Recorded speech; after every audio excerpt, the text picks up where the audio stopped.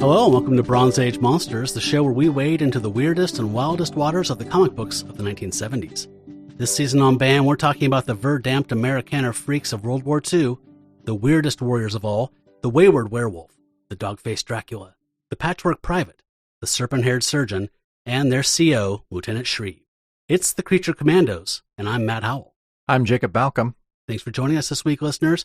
We are honored to be here in the Baxter Annex with our friends from Marvel by the Month, Bryan and Jamie. Hey, guys. Hey, how's it going? I felt like I couldn't look up until you were done talking. Yeah, I was like, pretend like I'm not here, pretend like I'm not here. If at all possible, throughout the entire evening. No, we are so honored to be in the Baxter Annex recording. So yeah, this is exciting. Well, thank you. And you caught us when we're still on our season break, so we've done a bunch of rearranging, and we have a new setup in here. So thank you for being our guinea pigs.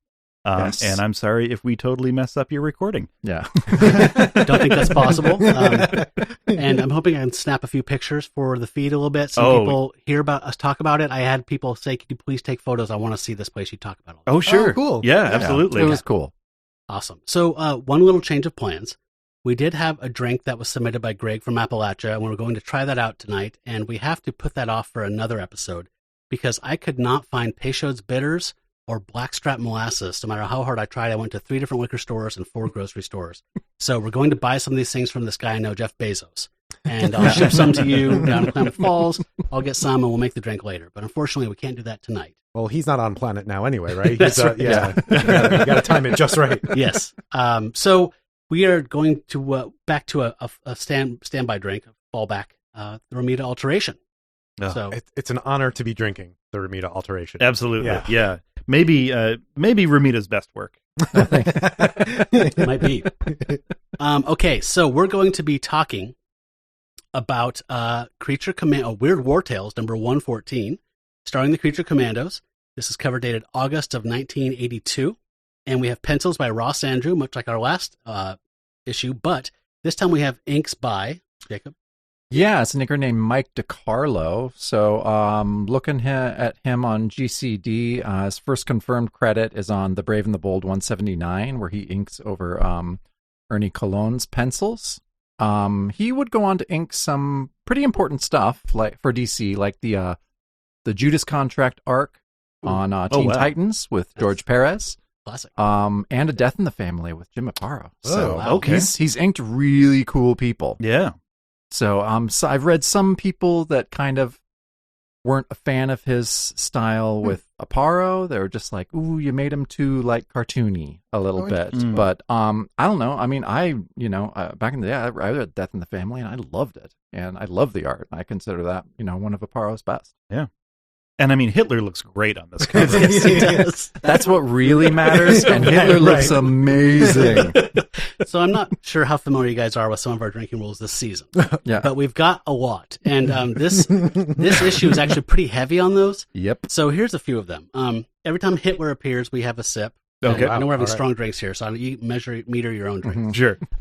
Or, and hear me out, we don't. Or we don't. The other one is, did I mention when a Nazi dies, we take a drink? Oh my gosh. Oh, wow. Okay. Yep. Get out the funnel. And then any time that cliche German that you'd only learn from a comic book comes out, like Jawohl. Yeah, Yep. sure, Yeah. sure. Anything Nightcrawler Mein would Gott. say. Right. Okay. Yep. Yeah. Yeah, that's a drink. And I think those are the main ones for... Yes, I think those are the main ones. I think at least we're going to run into this issue. So I did chuckle out loud at some of the German phrasing. Like, I don't remember. Well, I'm sure we'll stumble into it. I honestly think there's more in this issue than we've seen so far. all season. All season. Yeah. I mean, there's a lot more of this issue, so buckle up. Yeah. And we should come out as, in terms of Nazis, we are all anti, right? Yes. Yes. Yeah. It's, So it's important to state it in this day and I mean, age. you wouldn't think so, but no, apparently, yeah. yeah. So maybe every couple pages we'll just return to that idea. Yeah. Here's Yeah. where we are now. Yeah, just to By the way, reinforce that. Yeah. So Because when my grandpa, who fought in World War II, was alive, there were no Nazis around anymore. right. So like when that generation, the last of them died off, they just started kind of coming out Right. from under the rug. It's Like like I think we didn't get their eggs. I think that was what happened. yeah. Yeah. It's a life We left with the situation. nits. Yep. Okay, so this cover Oh, yeah. from Ross Andrew and DiCarlo is quite an interesting one. We have our friend Lucky Taylor. He's picking up what appears to be a circus zoo type of cage, and inside is Griffith and Velcro and Dr. Medusa. And we have a very handsome-looking Shreve in finery and coattails with a bullwhip cracking the whip. And in the foreground is the aforementioned Fuhrer. And I don't know who the guy in the foreground in front of him is. I think it's supposed to be Goebbels. I think it's Goebbels. Yeah. Mm-hmm. He's very cartoonish, which is fine. You can make him look like a rat all you want. Sure. But he has a little gross stubble mustache, and he's watching this. And they're apparently putting on a show for the Fuhrer. Yep. And there's a little scroll on the bottom that says, Hitler and company would freak out if they knew the secret mission of the Circus of Madness. I did the way that, I can't even believe I'm saying these words out loud. The way that Hitler is written, that he has his own branded H. Which is like a little swastika. Yeah. It's a swastika. It's like solid marketing. Yeah. Again, anti-Nazi. Anti-Nazi. 1,000%. Zhuzh. Yeah. From a marketing standpoint. They had a very strong brand. Yeah. Exactly. Yep. Yeah. So thoughts on this cover here? I mean, I'm immediately intrigued. Yeah. It does suck you in for sure. I also feel like if you had never heard of the Creature Commandos or read a Creature Commandos issue, I feel like this does a really pretty representative job of telling you what this comic is all about. Yeah, I mean, this is a particularly insane issue. I mean, I think the most insane issue that we have talked about was the one where Hitler had the little kid army. Right. That had super strength, and then at the end they ballooned up and exploded into flesh bags, like deflated flesh balloons. Solid episode, by the way. That was a fun issue to talk about. But there's so many things in this issue that I was just like, holy shit. Yeah. The swastikas on a cover of a comic book took me very much by surprise. Yeah. Like, I didn't know you could do that. Well, that's the thing. It's like I can imagine seeing this on the spinner rack, and just being, as a kid, just being like, what's all this about? Yeah, but I mean, each one of them is cropped ever so slightly. Yeah, and I was wondering if that was on purpose. You know, it's like, well, it's 99%. It's like side boobs. It's the side boob of swastika. Yes, I had the same question, and I feel like back in the golden age when Captain America was punching out Hitler, like when we were actually fighting World War II, it wasn't that odd, but it feels like once we passed World War II, like it feels weird to see us. It is weird. You said this was 1982, right? Yeah. Wow, that is so weird. Also, the fact that there were still World War II era comics being published in 82 was, I mean, well, this is it, really. Right, like the war genre had petered out, 5 years ago for the most part, but DC kept going. Sergeant Rock kept going. Weird War Tales, a couple others. Unknown Soldier. Unknown Soldier was still had its own title at this point, and so for some reason, bizarrely long legs. It's really long legs, but I think it has really long legs because of Robert Kanigher. I was going to say because of his reach and the scope of his reach at DC was still pretty vast, and so. I don't know. I mean, I don't know sales figures on Weird War Tales in 1982. How dare you, sir? Yeah, I know. That's true. I'm not sure. I'm a huge fan of this comic. I have the showcase, the big black and white edition, and Weird War Tales is great. It's really fun to read. Yeah. By this point, 114, it's kind of getting a little tired. That's why I think, Creature Commandos has been a real, boon to this title. It's made it more exciting. Right. Yeah, I think people are reading it again, but yeah, just the fact that you're right. It's 1982. There are swastikas on a comic in the spinner rack at 7-Eleven. Yeah. That's a weird thing. Yeah. It's a weird thing. And and like you're saying, Sergeant Rock is still around and will be around for a few years afterwards, right? But obviously the straight war story has a very niche kind of market and small returns. So you're getting these things where they're going into a pyramid and getting shrunk down to the 3 inches tall, and that's what you have to do to keep selling these. Yeah. Yeah, I mean, I don't know. I can't. Okay, 82, I was 5. I was definitely starting to read comics and remembering reading comics. I did not read war comics. Did you guys read war comics as a child? I mean, I think probably the closest would be G.I. Joe. Which, absolutely. Maybe for the first 50 issues did feel like a war comic. Yeah. Not like a World War II But not like a world, no. Yeah. I mean, they were fighting snake men. Yeah. Yeah. Well, I read Nam. I mean, I remember that. Yep. So there was that. So Infinity War, sure. Yeah. I read Infinity War at least a couple times. Yeah. That's true. I forgot the Nam. That's right. The Nam was, and that was something I was kind of, that was more, I don't know, 10 or 11 when I was reading that. But yeah. So, okay, there are some that kind of held over into the, more of our reading generation. But I hear what you're saying is I associate war comics specifically with World War II.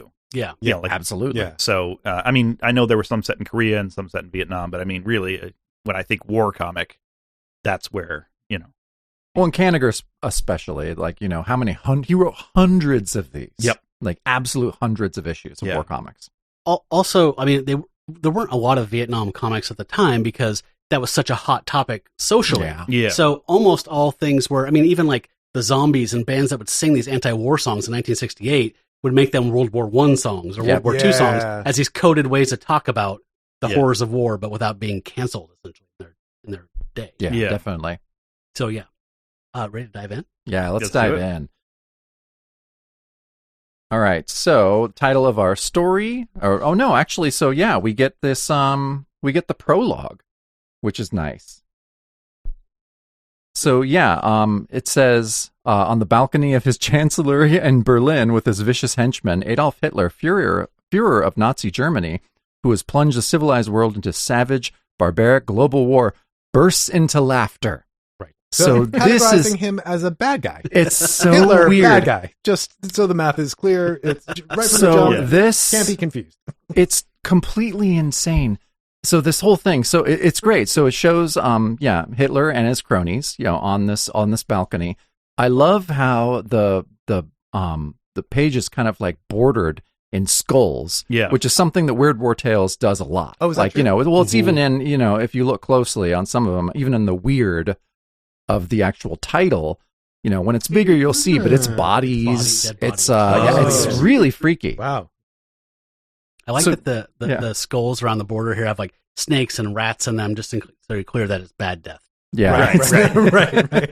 It's not valiant death, but yeah. So I love it as they're laughing. You know, calls them the inventors of the big lie, and it goes on.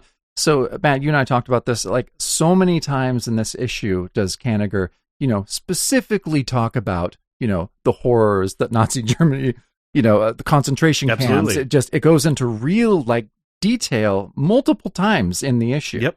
Which I'm just like, okay, you know, I mean, that's good. It's good we're getting context on this. And it's not, you know, they're reminding us, we're reading a comic, but it's just like, no, this is serious shit. Yeah. And I mean, you know, Kanigher, he was the son of, I think, 2 Romanian Jewish immigrants. So, and I remember there was a book, I think it was called We Spoke Out, which was it's a collection of World War II stories that were published in the 60s and 70s, like long after World War II, and I think maybe a couple from the 50s. But it was basically there was an era after World War II where the Holocaust was not common knowledge, and Kanigher viewed it as his moral mission to make sure that kids growing up in those eras understood what had happened and what the Nazis did and why this could never happen again. So, That's important work, man. I mean, we're in a point in time now where Holocaust, like, you know, I mean, being disbelieving or wondering, skeptical of the Holocaust is a common thing now. Yeah, it is. Yep. It's just normal for some reason, but yeah, no, I mean, and that's the thing, you know, Kanigher, the more that we read about him, the more, you know, stories that I read of his, collaborators of his and other artists, and the majority is pretty negative. Like he's a complicated guy, but most he sounds like kind of a controlling, like really prone to like outbursts of anger and asshole and all that stuff. So it is nice to be reminded that, like, and sometimes he does, you know, his writing is kind of, you know, even in here in 1982, a lot of his writing on Creature Commandos is very old fashioned. It's very like, you know, because we started out, you know, with a different writer, you know, J.M. DeMatteis, who had a much more kind of nuanced take on the characters. And Kanigher, once Kanigher took over, it just became like standard war book, and all their personalities changed, and so everything like that. But yeah, Brian, that's good. It's good to, you know, remember he did. There were some really important things that he did, you know, for comics, and some of them were really good like that. Moving on. So we got a 2-page spread here, and with our title, and we get an interesting look down at the street level below the Fuhrer, and there's some soldiers down there laughing, and we see Shreve whipping at the circus truck, and he's saying, "Dummkopfs, salute the Fuhrer, you freaks." And we get a nice row along the middle here. We often get these at the start of Creature Commando stories. which is a little kind of vignette showing each character, spotlighting them, saying who they are, maybe, what their monster type is, essentially. So we get that here, and we see them all dressed up in strange clothes. So Dr. Medusa has like a wizard's kind of outfit on.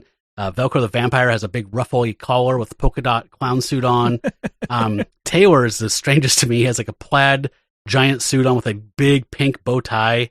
And then Griffith is there wearing a really loud plaid yellow jacket with a green bow tie.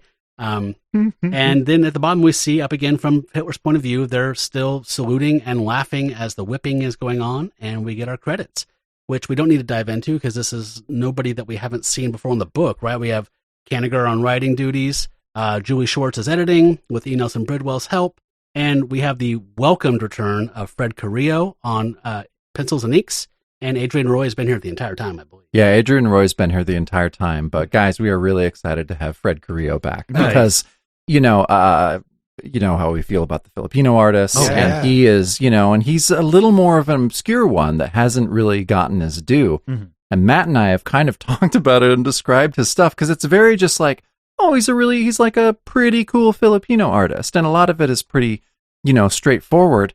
But it's almost like he has it's normal and with occasional avant-garde seizures. Because one or two panels, you're just like, oh, whoa, cool. And you're like, what the fuck did he just do? That's so weird. He goes from like being a very normal artist to doing just the strangest thing you've ever seen. Yeah, you see in the layouts, every once in a while, there's like the way he plays with time is like very different. Definitely. Mm-hmm. And the more that we're getting into him, the more we're kind of realizing just how great he is. And there is just hardly anything about him on the internet. He is basically forgotten. Wow. Yeah. Yeah, it's sad. And we were so excited when he popped up earlier in the run, so I'm so glad he's back, and I was excited to see him back on our duty. Mm-hmm. Not that I don't love Dan Spiegel's contributions. They were intermittently brilliant, but Creo we enjoyed consistently more. Yeah, I mean, with Spiegel, the last couple episodes, Matt and I, we were just like the werebear. Just the way that he was doing Griffith, Griffith was just a bear. Yeah. And we were just like, because we're werewolf guys. Right. So, Right. Werewolves have to look. Started. It is. So,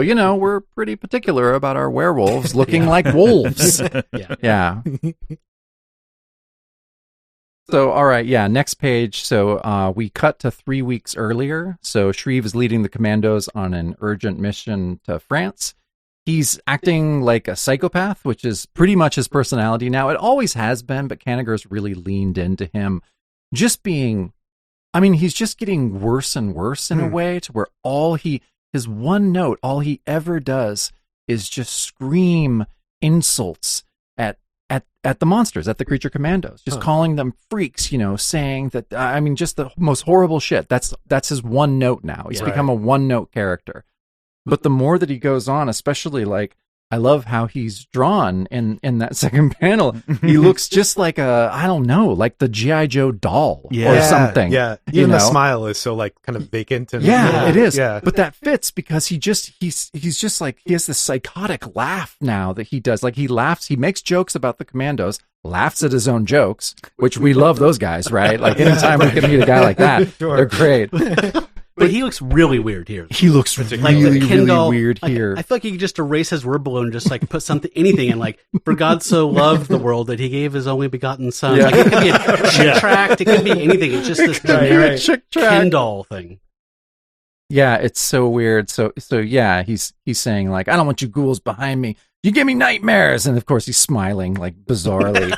And so Lucky, he's making these like kind of it's funny because Lucky obviously has feelings for Dr. Medusa, and so this has kind of been happening since she's been introduced. And I like how the narration is just like, well, this is Lucky trying to defend. He doesn't matter. It doesn't care that Shreve is insulting him, but he cares that he's insulting Dr. Medusa. And so you hear him just trying to get these words out like, But then Shreve is just like, we need a translator. Any of you speak brutish? And then, and Dr. Medusa is trying to, she calms Lucky and is just like, don't worry. He looks human on the outside, but he's more of a monster inside than any of us. But then off panel, you just hear Shreve just cackling, like still laughing at his jokes. Yeah. That's kind of what Matt and I have figured out his voice is like. And so he's just, and again, I understand, I should give maybe Kanigher a little more credit. that he is kind of leaning into that. Well, Shreve is the real monster. Right. Like out of here, like he is the monster. Yep. Yeah. It's a little loud. It's really loud and it's really broad. I'm also getting a little tired of Kanigher's writing of Dr. Medusa, where like this is like if there's a figure and you pull her string, she says this line. Right. She's the caretaker. He's more of a monster than us. Right. Yeah. And was the original, and forgive me for not remembering, like was the original intention with this is that like this is what war does to people, and like each one of these is like their own little mini metaphor for like Frankenstein has been mutilated from the outside, but inside is still like his body has been ruined, but he still like has the spirit, and like the wolf boy is like. I would think DeMatteis would have gone there if he'd stayed on the book. I feel like he has that kind of heart and that kind of brain. Yeah, he did. And I think Kanigher is not interested at all in that, it feels like. Or at least not in any kind of depth. No, and at least with the characterizations and nuances that DeMatteis did, like it's almost like Kanigher like didn't read those issues. Yeah. Okay. And in interviews and stuff, Kanigher just kind of starts saying like, "Well, I created the Creature Commandos. Like that's my book. Oh, like no I way. did that." Oh, wow. And you're just like, "No, you didn't." Like that's didn't he made Wolverine too? Wasn't that him? yeah, exactly. I think he Famously. made everyone. Okay. Yeah. But yeah, it was, I don't know. Yeah. Matt and I have just we're glad that the last couple issues have been ridiculous, because that's the only way, at least for me, where I'm just like, oh God, another Kanigher issue. Like, how am I going to deal with this? And they're batshit. And that's the only way that I feel like these issues work. Yeah. So despite Kanigher. So it's either like there's something metaphoric and interesting happening here, or it's like Tarantino. Mm-hmm. Yeah. Like those are the two flavors of this that I feel like can land solidly. 100%. And this feels Tarantino to me. Yep. Yeah, like Especially- Tarantino might have read this issue. I kind of like, had that thought. We got Hitler's ear. Now we just got to blow his head off. You know? Yeah. Even the cabin looks like the cabin with the totally. milk drinking and Right. Yeah. Yeah, so at the bottom, they finally get there. Shreve says, "There's our destination, that farmhouse." the creme. The creme. Yeah, Not the creme. Sorry, not milk. I apologize. Christoph Waltz. Yeah. So good. Okay, we're moving on here. So we're still in a flashback 3 weeks ago, which is also a very heavily used trope in this thing, where you have the start of media res and then jump back for half of the story and then jump up to the end, where it always kind of feels a little off kilter to me. Like I like that as a device, but it feels like when it's just consistently used like this, it's kind of a little expected to me and a little tired. Well, it's expected, and it kind of ends up being a trope. All I can think of is that Community episode with Abed about just like 3 weeks earlier, and how he tries to like organically do the flashback thing. And yeah, it is. It's becoming a ridiculous trope. Yeah. Also very Tarantino. Yeah. Yep. Totally. Wow. Yeah. Maybe he read this. I don't know. I could write a pretty good college paper. Yeah, I'd read that. Sophomore year college. That's my Yep. sweet spot. It's all downhill after that. Okay, so on the next page, they enter the cottage, and we find out that they're looking for Professor Leclerc and his daughter Colette. They aren't there, and Lucky's outside going, and then they have to translate for him. Relax, Lucky. We see her too. Like that total, like the same thing that Han Solo has to do with like Chewbacca, right? Yeah. Where it's like I'm the translator guy, Right. And then it's Colette, and she runs up, and they're wondering where her father is. And then we get this very Carrillo bottom row here. There's these skinny vertical panels of this blonde girl, Colette, approaching him with tears streaming out of her face. And the first two are kind of normal, like she's pushing in towards the camera lens, essentially. Mhm. But then panels 4 and 5 are like Carrillo cut her face in half in this kind of disconcerting way. It is. Yeah. It's also turned. Like normally when you have a triptych or whatever you call that, it's the same perspective each time, Exactly. but he rotated it. It's like he's keeping the panel sizes consistent, but he keeps trying to zoom in on her. But the only way to make that work is to have her face take up 2 panels. Exactly. because you couldn't see the eyes otherwise. Right. This is a She'd be great zooming in on her nose. Yeah, but this is that great example of Carrillo just doing like, just like a normal thing. We're like, oh yeah, it's just going to be a push in with these like tall panels, and that's cool. And then you're like, what the fuck? Yeah. And just, which he does that all the time. And this is why, we're really excited to have him for the rest of the run. Yeah. He's on the rest of the run. Yeah. Oh wow. Nice. How There's- much further does it go? This much further. Yeah. Oh gosh. Yeah. Oh no. Oh, sad. Not We're a halfway ton. through our season, and this is episode 8. So Yeah. Oh, Yeah. wow. Okay. yeah, not that far. And so she's come up and she's revealed that her father was rounded up for work in slave labor concentration camps. And they don't realize that her father is a professor yet, and that the villagers will never reveal his identity to them. So they were there to get this asset, and he's been picked up and is being treated like any other concentration camp. So next page. So we see a Nazi patrol comes over the hill. The commandos hide in a farmhouse, and I love that the Nazi. Well, okay. So first out. So out Schnell. Can we drink for that? Yeah. Let's drink for Schnell. I know it's minor, but I'm taking that drink. Mm-hmm. Oh, this is the page that had the word that made me chuckle. Flammenwerfer. Okay, drink again for that shit. That's fantastic. Mm-hmm. Yeah, the Nazi lieutenant or whatever says villagers must be hiding in that farmhouse. Make it too hot for them to remain inside. Flammenwerfer. So, and then jawohl. That's the Lieutenant. job of the that's a title. I guess so. Guy? Like that's an official job. Yeah. Yeah, it just means flamethrower. I guess he just called that's also his name in the so he wears the backpack at all times, and whenever someone needs flame applied to them. Well, again, following the Tarantino, that's Leonardo DiCaprio in Once Upon a Time in Hollywood. So you've unlocked something here, Jamie. Right on. We would call this guy Barbecue. Yeah. I think we had Joe Keating on Marvel by the Month in one of our early episodes, and we read an issue of Nick Fury that we're convinced Inglourious Basterds was based on. Really? Yeah. And then when it came out, it was one of the early Nick Fury issues, because when it came out in the Epic collection, there's something on the back copy of the collection where they make a reference to Inglourious Basterds or Tarantino or something.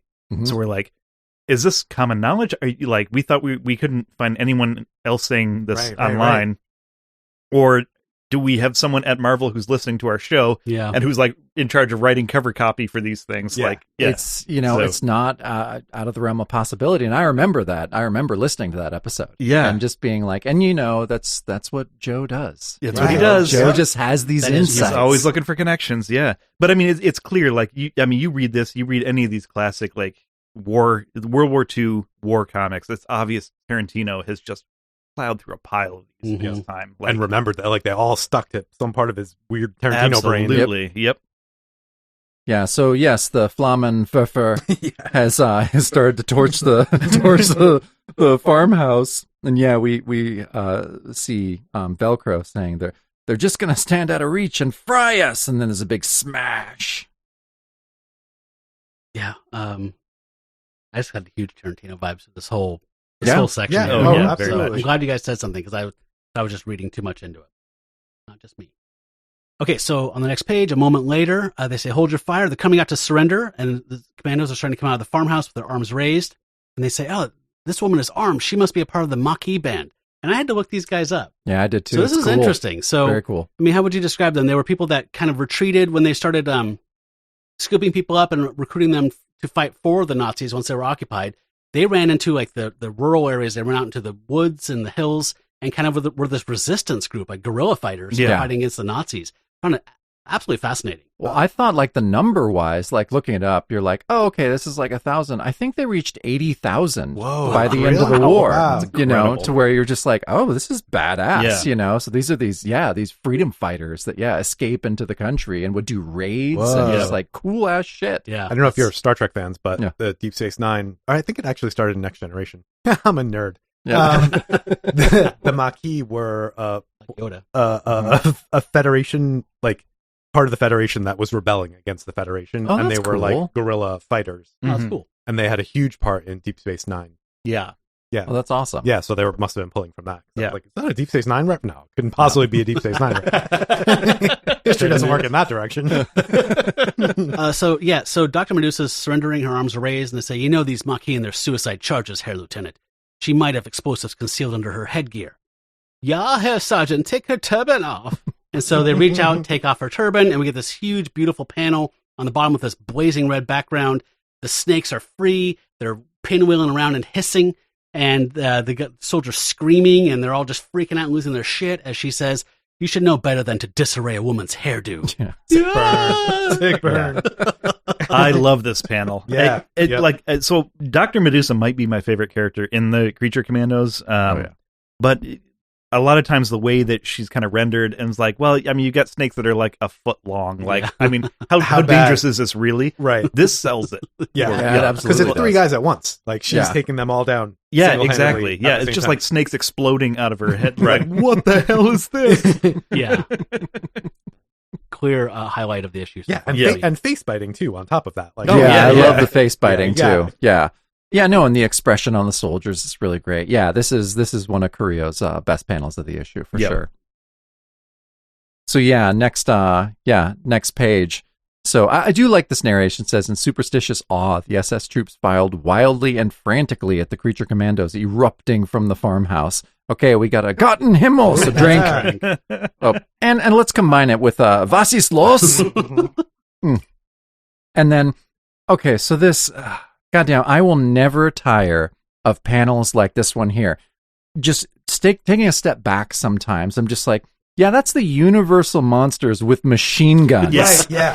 Firing machine guns. Yeah. I get so excited every time I see it because I just never would have expected that. Nope. Yep. It is a bizarre concept. It's a particularly bizarre concept for 1982. Right? Yes, God. That's the thing that we find in talking about Creature Commandos. None of it makes any sense. No, not at all. But the more that, Weird War Tales, it's a book with a bunch of different stories. And so a bunch of different characters. But Creature Commandos obviously sold well enough that they just take over the book. Yeah. Which has never really happened before. Huh.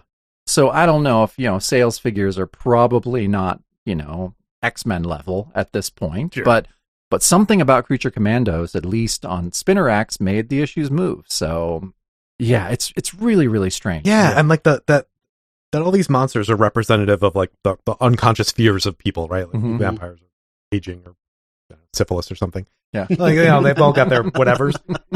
And like to take those and to put them into war, which is like not an unconscious fear. Like we're all scared of war. Like you don't need a metaphor for that. Yeah. It's so interesting. It's a hat on a hat. Yeah, it's a hat on a hat, but in a way that like enriches it somehow. Yeah, I can see this like flying like in the mid to late 60s when war books are still really popular, and all the late night, the Fright Night packages, or whatever those things were called. That's when the Monster Kids started, right? The Monster Mash and all the novelty songs and stuff like that. They were everywhere, and kids couldn't get enough of them. This would make perfect sense in 1965. Mm-hmm. Sure. Yep. Agreed. So weird in 1980. Yeah, it's so weird in Reagan had been shot. Yeah, Reagan had been shot. Right. Do we have E.T. yet? The kids are really stoked about E.T. almost. This is summer of 82. Yes. I mean, where's the Cold War in 82? Like, not strong, right? I mean, it exists. I don't know. It definitely exists. Okay. I mean, but I don't know. But you're right. I mean, that's what we love talking about this comic this season, because it's just, it makes no sense, but we love it because of its, just batshit nature. Yeah. The bottom, and Carrillo does love to do this, and especially in this issue, we see a lot of these, and it makes more sense with Griffith down here because we see a transformation. And so, while they're, butting on that middle panel, Griffith's just like, sorry, Lieutenant, I'm trying, but I can't always control the change. And then performance anxiety. Yeah. Sheer puberty right there. He's all over the place, though. Some issues he can control it easy. Yep. Kanigher changed his character a lot from DeMatteis. When DeMatteis was writing it, Matt and I, all we could do was read Griffith's lines in Gomer Pyle's. Oh, yeah. Right. But it doesn't work anymore for some reason. Which makes me kind of sad. But we get a pretty good transformation sequence at the bottom there with him at the end being like, hey, it finally worked. Yeah. Even though, it has the nose. It has the nose that we're always just like, oh, man. Yeah. I don't mind it as much here. I don't mind it as much here. This is not as egregious as some of the ones that we saw in Werewolf by Night or in Man Wolf. And so, this is... it's okay. But no, this is a great page. And he's the boyish one, right? Like, yeah. Okay. Yeah. He's a farm boy. Yeah, that tracks with it. So I was thrilled that there was a proper transformation. He's been exploding like a firecracker from a human into a werewolf a lot in this run. And so it was nice to see this, in particular, like Carrillo, that second panel of the transformation. I love when people lean into the body horror where it looks like it hurts, or like there's that kind of like just free fall between forms kind of phase always kind of freaks me out, like Rick Baker kind of shit. So I was really happy to see that one panel where it's like, oh, it's sad, he's not human anymore. Yeah, transforming like that should either hurt a whole bunch or feel like orgasmic. Yeah. Like, absolutely. Release, Maybe a little bit of both. Let's say both. Yeah. No, but the thing is, like Matt, like you were saying, but the first few times that we haven't seen a whole lot of transformation sequences. And Matt and I really tried to make sense because it's something that hadn't really ever been done in the werewolf genre. Is just the immediate change. Right. Like the change takes less than a second. Like suddenly you're a werewolf. And we're just like, oh, that's almost more terrifying than watching a change. Yeah. Guy standing next to you, you turn around, you're like, oh, fuck, it's a werewolf. Yeah. Yeah, right. It's like the fast zombie thing. You're like, I never really thought that was like an option. That's way worse. It's way worse. It's way scarier. Yeah. Because at least he's in pain, he's transforming. You can just run away. Yeah. You can just leave. Yeah, you're right. Have you seen the new Wolfman trailer, by the way? Speaking of? Yeah. Thoughts? I'm you guys are I'm kind of the open. experts. I'm intrigued. See it? I have not seen it yet. It starts with bugs, which I felt was weird, and then gets scary. Especially, I feel like if you have a kid, the scariness felt like it notched up. But They did, like, at a parent this thing. point, but the trailer didn't show us much of the actual werewolf. No, which I heard there were issues with. Well, there's been some photos that have been, I don't know, leaked or whatever, and people are very concerned. Yeah, I was a little concerned. when I saw I'm that very photo. concerned because it's not like anything we've seen before. Right. I think a lot of the comments were, it's just like, it just looks like a homeless dude. Or just like, it's just the dude down on his luck. Senior Like, citizen homeless guy. Yeah. and so we're just like, oh boy, we'll see. Yeah. That's not even a metaphor. It's not. Right. It's just weird and sad. All right, we get a splash page next, which is really nice with a striking white background as all the creatures are doing their thing now. So Lucky's turning over a Jeep. Velcro is saying, blood! And he's turning into a bat and swooping in. Medusa's doing her snake thing, continuing that. Griffith is tearing someone's throat out, which is his favorite pastime, as Shreve's using his preferred weapon, which is a rifle or machine gun. So they're all buddying and hissing and all that stuff. And there's some Nazi death here. Oh, A lot of Nazi death. Let's just take one painful swallow for all of this. So this is not this. Normally this would be something I would say would be like a blacklight poster, but I wouldn't want this in my dorm room. No, probably not. No. Although it's lovely to look at. It's going to make a lot of people uncomfortable. Yeah, no. At least they're dying. They are dying. And this is a great page. And, Matt, you and I talked about, the white background on the cover of the last issue we talked about. And also interesting to have a white background on a splash page. Yeah. It's not unheard of. It's used, before. But this is, it's for war and for death like this. It's very stark. Yeah. Right. And I like that. I mean, I think it's very effective. Yep. Ooh, another reason it doesn't work in a dorm room is because the Nazi soldiers aren't identified as such in this graphic. So if this was in your dorm room, people would be concerned. A bunch of monsters killing soldiers. Yeah, your parents would be getting phone calls. Yeah. Where that would be going.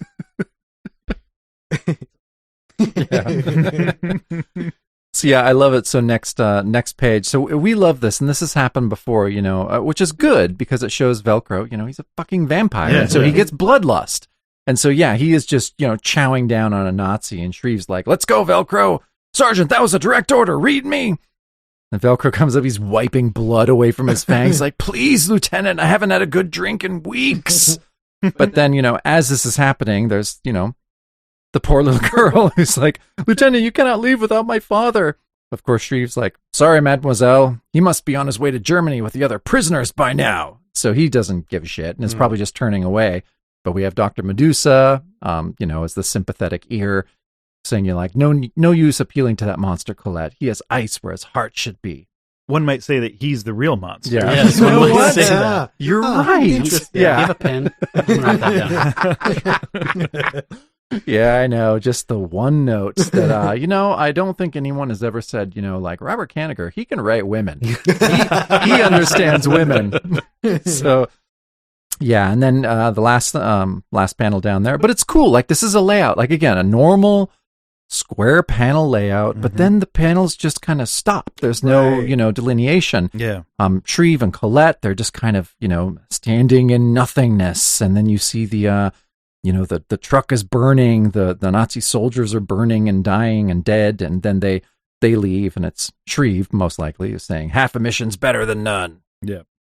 This is what you were talking about, Jamie, like what the bottom half of this page is Carrillo just kind of just like, it's almost like just a grenade went off in the cartoonist brain. Like, it's just kind of like people are jumping out of their panels, hanging loose, panels are overlapping and laying on top of each other. Like, it just it feels very meta. two perspectives that shouldn't fit together. Mm-hmm.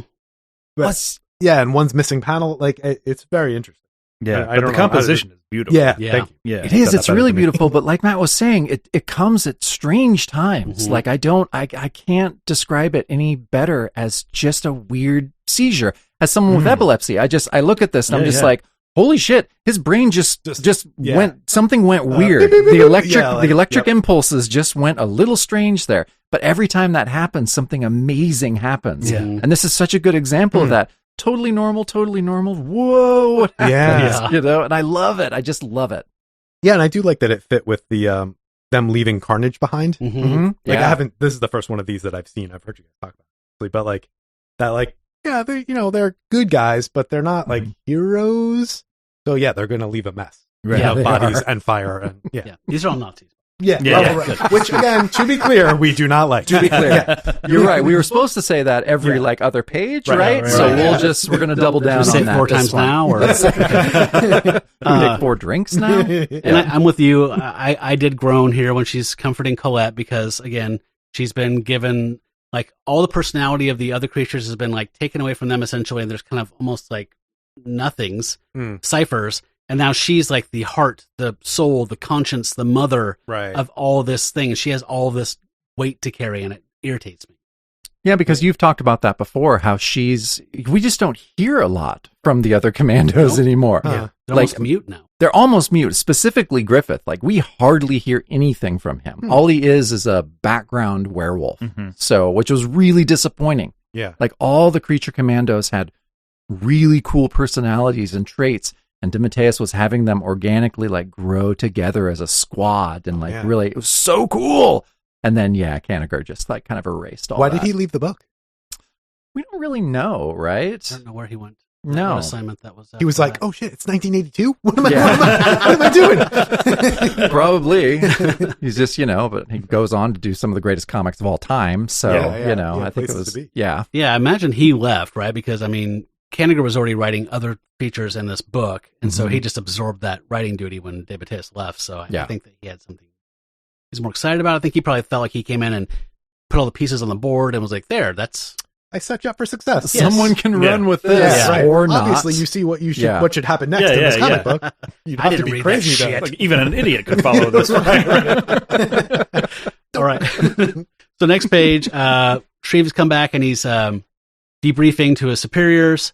And they realize that Professor LeClaire is a nuclear physicist and that he had been working with this guy named Einstein on this new atomic bomb. And they've decided that the atomic bomb might just win this war. So they really want that guy. And they are also very concerned about, this is echoes from Dr. Frederic, an earlier DeMatteis story. Yeah. They're worried about this big brain getting into Nazi hands and making the atomic bomb for the Axis. Right. And so they have to find a way to get into Germany and kidnap LeClaire and get him back so that the Allies have this big brain to make the atomic bomb. So, enter Einstein. I'm going to drink for that because I didn't expect Einstein. Yeah, what the hell? Yeah. I'm going to drink for a funny snapshot of Einstein. Like just being buds with a guy at a cool party. I'm looking like not that excited about it too. Like that's a pretty neutral expression for a photo. I'm still kind of irritated that Shreve looks handsome. Right, I don't like it. Because he should, in a just universe, he would be as ugly as he looks, as his insides are. But, so we get a little scene at the end of this page here, the creatures in repose. So they have a little bit of a leave while Shreve is getting the next mission. They're getting ready to be deployed again. And there's a woman coming up to Dr. Medusa who's wearing her turban. And she says, "Mademoiselle, would you take care of my baby? I want to get him an ice cream from the vendor." She says, "My pleasure, madam." And she's holding this beautiful little blonde baby, and she's thinking, "It's a pleasure I'll never have of being a wife and a mother. Who would want to marry me? But at least I can hold the baby and pretend he's mine." Weird moment from Kanagher. By the way, she's a doctor. Yep. She was a very talented surgeon and a doctor, not a one-note female character. Right. But she is here. Yes. So Shreve came in so busted up that he looked like the Elephant Man, and she put his face back together again. She's that talented of a surgeon. Yeah, now he's very handsome. Yep. Very handsome. And she's just like, "Why did I do that? Every day I wonder why." Yeah. Also brings you back to like a really nice time when you could just give your baby away and grab ice cream. Oh, yeah. Yeah, right? 1982. Yeah. Those were the days. Those were the days. Hold my baby. Too stranger. Yeah, well, but, cautionary tale, because on the next page... Right. It's 1944, by the way. Yeah. Okay. So suddenly the gurgling baby smilingly reached out, "Mama!" and pulls her turban off and says, "No, don't!" And then the lady comes back, "My baby, my baby!" And the mother. Okay, this middle row panels I love so much. Yeah. It's so beautiful and great because she grabs the baby, runs off, and before she even start running off, Dr. Medusa's like, "Goodbye, baby. Your innocent eyes, your smiling face, your soft, trusting arms, never to be around me." This is 4 panels. It's a sequence that, I mean, honestly, composition-wise and even art-wise, this could have come from Simon and Kirby's Young Romance. Oh, yeah. Mhm. Like, this is as early of a romance comic trope as there is. And Matt and I have talked many times about our love for romance comics. I mean, romance comics, Absolutely. the art, there's an amazing amount of great art that I think not everybody, I think still sometimes people are just like, romance comics. No, They're like, especially the pre-code stuff was incredible. pre-code stuff. Yep. And you're like, let me read you a list of artists that did those romance Yeah, comics right. because they're all your favorites. Yeah.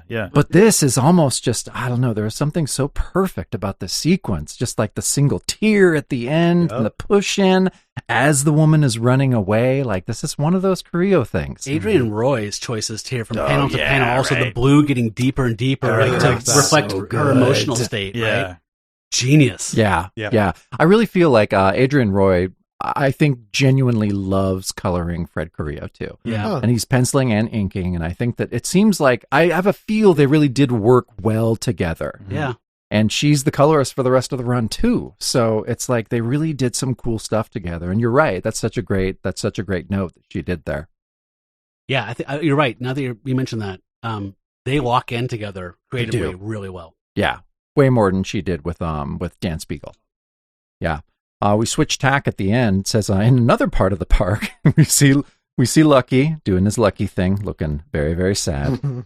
And then we hear a man say, "Sorry, children, you will have to get off the carousel. The machinery that turns it is broken down." So they're all just sitting on a carousel. It's not moving, which is pretty sad. That's pretty sad. Ice cream dripping. down the right. And then we see one Someone's of the kids kite is like, down on the ground. I love how this kid, one kid's like, "Oh, no." Right. This is the worst thing that could possibly be happening in 1944. Yep. in France. In France. Yeah. Okay, so this continues on the next page. And Lucky steps up, and he uses his limitless strength. He grabs onto the outside of the merry-go-round, and he starts pushing it and running. And the guy operator says, "Impossible. That ride weighs thousands of pounds." And the little kid says, "He's Samson." And the little kid goes, "Fasto, Mr. Fasto." And then Kids love Lucky. kids love it. And They love Samson, him. apparently. I think Consistently. that was an odd reference for a child. Yeah. They all went to Sunday school. Yeah. Okay. Yeah.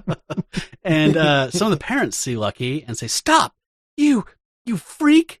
You will kill the children." So they're, freaking out, and Lucky's like confused why they're upset because the children seem to like him. And then you get this strange panel of him in the bottom here as he's just kind of marching away.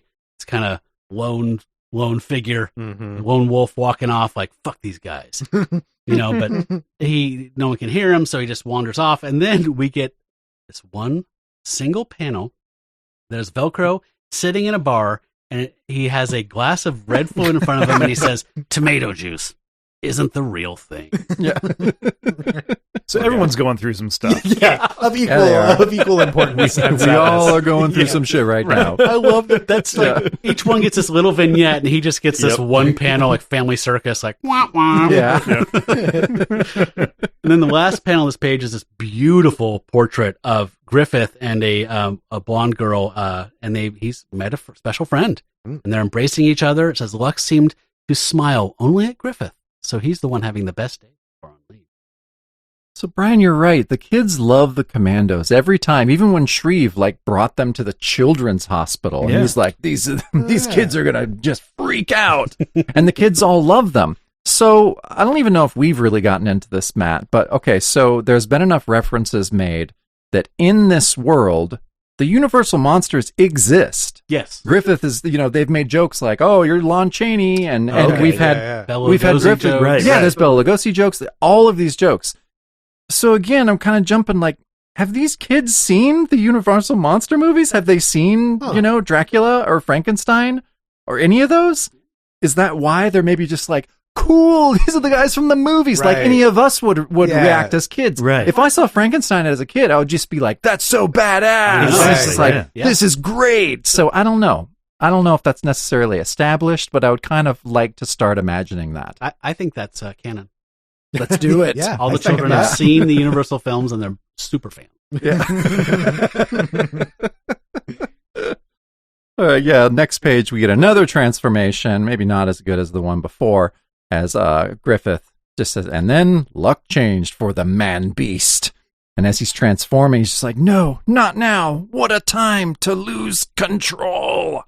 Hear you, And brother. yeah, exactly. His nose, again. So in the nose, is that a coloring thing? Is that kind of, because we've talked about that before, that when you're trying to, imagine it without colors, that might have been something that, when colorists do that, we're just like, ooh, no, that doesn't really work. What did we decide on that, Matt? We didn't decide. And I actually don't mind the noses in here as much as I did in the previous ones before. Yes. No, absolutely. I Where they look like Rio black and Roy- grease paint in the previous stuff. Yeah. It's just like Yeah. weird.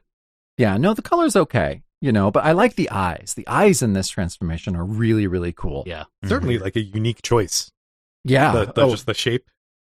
Yeah, definitely. Again, it's these little weird touches that Creo will do that just, like you were saying, Matt, they're off-putting in a way that just kind of, I don't know, heightens the fact that this still can be a horror book. Right. And there is still something that should be unsettling about reading all this. Right. They look like teeth. Like Yeah. the eyes look like Yeah. sizers. Yep. Yeah. Guess Yeah. what? A comic that has Hitler laughing on the cover, you should be unsettled a little bit. Because, and why? Because Nazis equal bad. Yes, Right. that's true.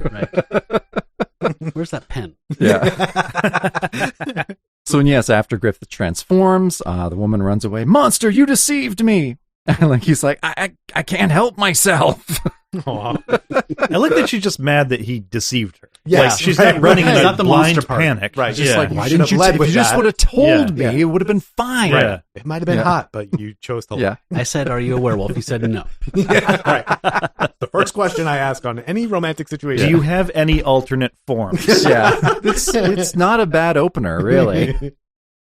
Then it switches that night, and then Shreve's like, come on, freaks, and brings them. They're all loading into a plane. It flies off. Shreve's like, it's all been arranged for us to finish our mission. The underground will meet us with everything we need when we parachute into Germany.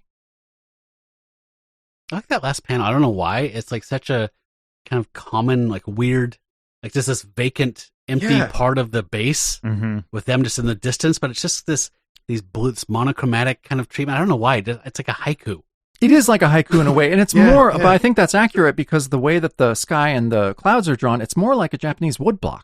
Oh, yeah. Thing, you know? Yeah, like you're it's totally just, right. it's something really cool, artistic, and interesting about it. Yeah.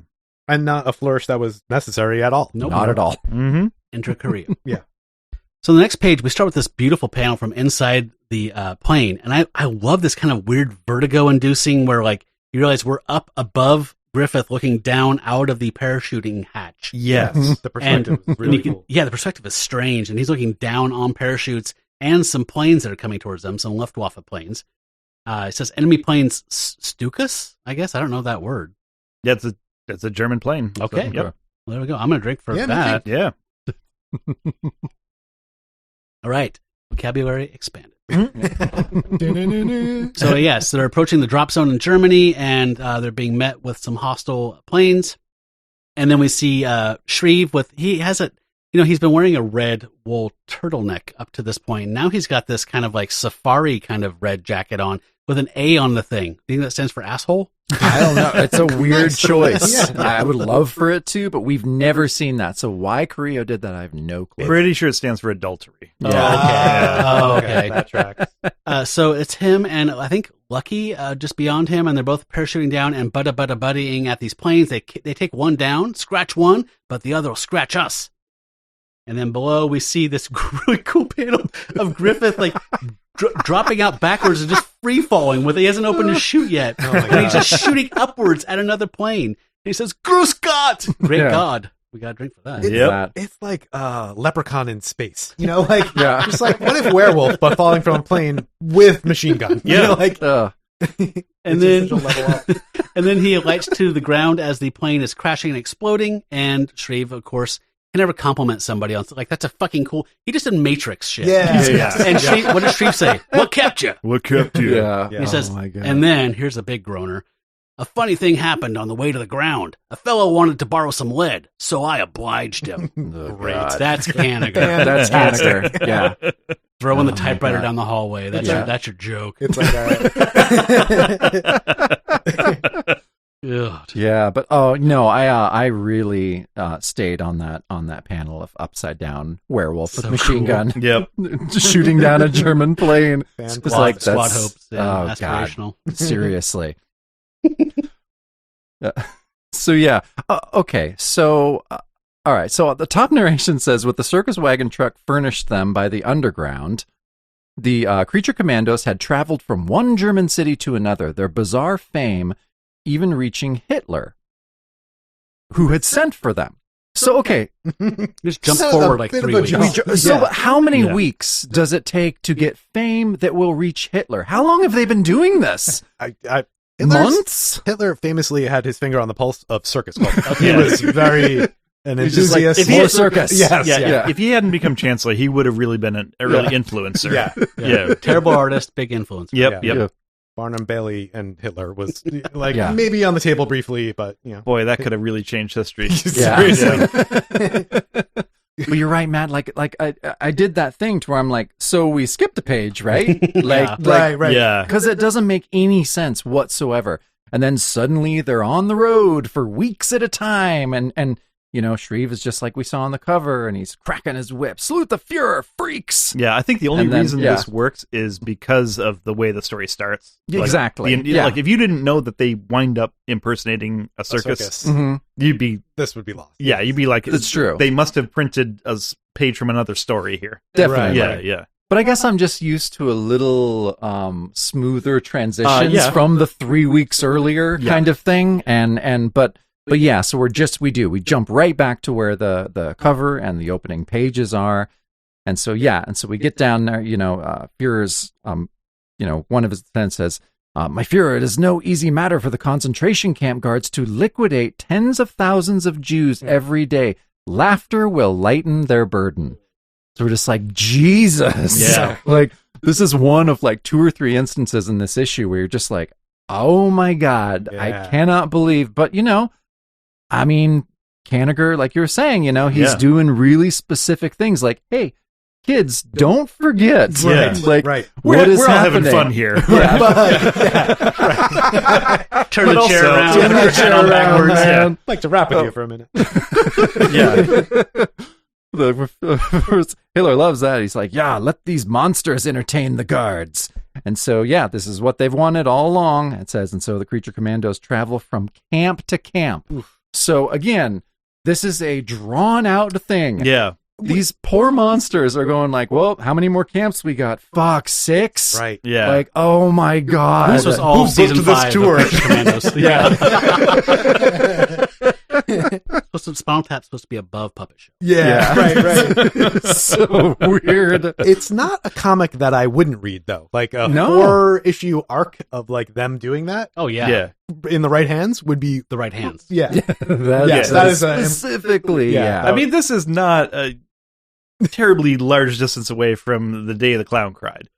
Yeah, right. It's in my notes. I referenced Is it it. seriously? Like, Wow. Sorry to which step on you. is No, showing no, up you're in the good. news again, right? Yeah, Like, yeah. there's Well, supposedly, as of June of this year, it could be, according to Jerry Lewis's will or whatever, could be released, but it's still tied up with some legal. yeah, but things. haven't they threatened that like every couple years, No. like for the last decade or I think something? threatened like, is the right word. threatened is the right Yes, word yeah. because everyone's like, Yeah. this is going to happen, and someone from behind the scenes is like, nope, this Nope, is not nope, going to nope, happen. nope, nope. Yeah, Nobody needs this. I think one of the We women have that wrote the screenplay was like said, "Please don't." Like, Please I no. honestly, like, there's not any value here. Like, it was a terrible idea. It was misguided. It was a spec thing I did for him, and we don't need to see it. Yeah, but we probably will. Yep, yep. and that's it's not going to be fun. No. So yeah, final panel as there's laughter that I love that travels to the other because it's a little bit of a strange layout. I mean, and Matt and I'm sure you guys have too. I know I've talked about that.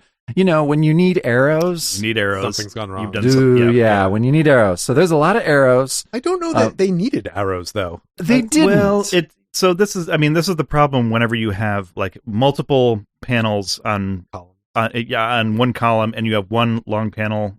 If you're going to do this, you need to have the long panel be on the left side, and you need to have the multiple panels be on the right side. So you can read left to right without any type of interpretation. Exactly. Yeah. No. Yeah. I agree. So yeah, this is a little bit of a lot clunky of a layout. And that last one, yeah, they're inside the camp. It says "Salute the Commandant, freaks!" And I do like that Shreve basically didn't have to change one iota of his personality. Oh yeah. He's just like, I was born for this role. Yep. I've been training my whole life. Yep. Shouldn't he? Is he speaking in German though? Like, shouldn't this have the little? I know crocodile mouth? We've talked about that before. I think they just abandoned that at some point. Because remember when he was trying to like sneak into the camp and had like the Mission Impossible mask that he just peels off, but before that he's impersonating like an actual like Nazi officer, just speaking English. And we were just like, ooh, I don't think that works. Yeah. We need where are the crocodiles, like you said. How do you say freak in German? Yeah. That's all I need to know. Yeah, some of the language like from the extras or day players in the comic like seemed so basic that it seemed translated. Yeah. Mm-hmm. Like the one with the ice cream and the baby. Oh, right. And all those sort of incidental people. It's very like subject predicate. Like just yeah, basic. that's true. There's no small roles, Jamie. Yeah. I thought someone was going to jump me for saying day player about a comic book character. No, we rolled with that. You guys are great. Yeah, that was no problem. Okay, so the next page we get here is kind of a montage. If it were a film, this would be a montage scene. So it says, from death camp to death camp traveled the creature commandos. Their circus of madness evoking hilarity from the human beasts wearing the swastika. And we see all these long vertical or horizontal panels. They're laughing, and then we see Shreve whipping, and he's got the creature commandos standing on their heads, saying, "Stand on your wooden heads, you freaks! You won't feel a thing." They're all hooting it up, laughing. In my notes, I just said in the film this would be a montage with that that Edith Piaf song from from Inception. Yeah, absolutely. That didn't translate to like "I regret nothing" or whatever. Yeah. That would definitely be playing in the background. Some kind of operatic, dramatic thing.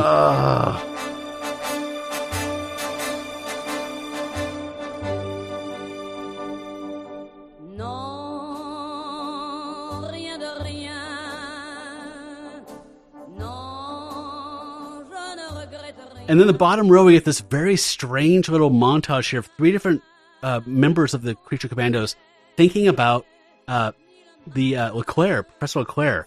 It says their search is fruitless, not a word or sign of Leclerc. He seems out of reach, like an apparition. And Shreve's driving to the next concentration camp, and he's seeing like a ghosty image of Leclerc in the windshield. And then Velcro's in the back, caged up like an animal from camp to camp. They still have to ride back there like prisoners. God. And he's saying the professor could have been starved to death, clubbed, hanged, shot, gassed, poisoned. Just keep it coming. Yeah. Or whatever those krauts have in their bag of tricks. And he's also seeing a ghostly phantom of Leclerc.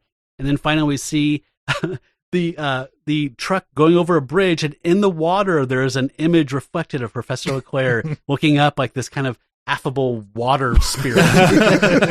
Yeah, there must have been a very confused 7-year-old reading this comic. He's like, so he's like Metamorpho? It's like, I love that character. I get this now. I haven't gotten this until this point. What I liked about this page was that it took away the assumption that they had to be great at being a circus. Yeah. Because for a while I was like, wow, they like threw this act together, and they're like, the Nazis are loving this. No, they're just getting abused. It's cruel. Yeah. It's just cruelty. Yeah. It seems like an easier thing to believe. Yeah, it does, because then you're like, oh yeah, Nazis laughing at cruelty. Yeah. Okay, I can get that. Right. Like, I understand that. It's easy to put a cruelty-based show together, whereas But you're an right, actual like- circus would be pretty tough. Maybe they had to like change up the act a little bit. So at this point, like, how many camps have they visited? How many times? So he's just like, just stand on your heads, Right, freaks. right. That's an act, right? Right. Yeah. Do you hate this? Okay, cool. Yeah, do that then. God, it's just Gives me some ideas for our next season. Damn it. So again, and this is very apt narration on something. It says, one weary day, the creature commandos enter still another gate to hell on earth, made in Germany. And so this is the final camp they have gotten to, because And we hear someone say, like, work detail, going out. Any of you lazy swine who fail to keep up will be shot on the spot. So they see, Shreve sees, he's like, that tattered scarecrow, his hair turned white. It's Professor LeClaire. So I think until this moment, I didn't realize that they were going to all these camps because they were looking for him. Like, they didn't know which camp he was in. No. Right. So now it all makes sense. I mean, I think that's obvious in retrospect. And I think everyone else probably got it in the first read, but I was like, why are they going to all the other camps? Why don't they just go to the one where he's at? Right. Well, when he was being debriefed and given that assignment, he did say, like, you have to get behind enemy lines and kidnap him. So, I think we're just meant to fill that in. But I was a little confused at first as well. I also, at least I felt, I was like, I don't want to see the concentration camps. Like, please don't show the concentration camps. You didn't want that? I did not want to see that. Because Nazis are bad. Yeah, because Nazis are bad. Yep. Yeah, because Nazis are bad. This bit was the closest to seeing it, I felt, like, because you get a sense of scale. Yeah. Well, and you hear the, like, work detail going out. And you're like, no. Yeah. Like, this is becoming too much. Yeah. And then, the professor's hair's turned white. But, Shreve's all business. They do have a job to do. And so he's like, the professor just went in in the work detail. If we try to hijack him now, he's liable to be killed in the shooting. We'll give our show, then snatch him at the work site. At the bottom, we see someone come up and says, Herr Commandant, bad news. Says, what is it, Keller? So, you're right, Jamie. This is the closest we get, really. Yeah, because you see a crowd of, it's like a long line receding into the distance, and it's like vague figures, but there's a lot of people. Well, and the smokestacks in the background. And, it does get worse later on. Oh, but this is our opening. Yep. All right, so pressing on here. Herr Commandant, the gas chambers are stuffed with corpses. Oh, no. The ovens are working night and day, but we are 400 short of our daily quota of liquidating 5,000 prisoners. Again, just like whatever fun you're having with this, you're just having your face just shoved into the toilet bowl again of, like, reality. Good God. And he says, why do you bother me with such trifles when I'm about to enjoy myself? Like, the circus is here. Come on. Popcorn and peanuts. And he says, radio the lieutenant in charge of the work detail to machine gun the prisoners. Jawohl, Herr Kommandant.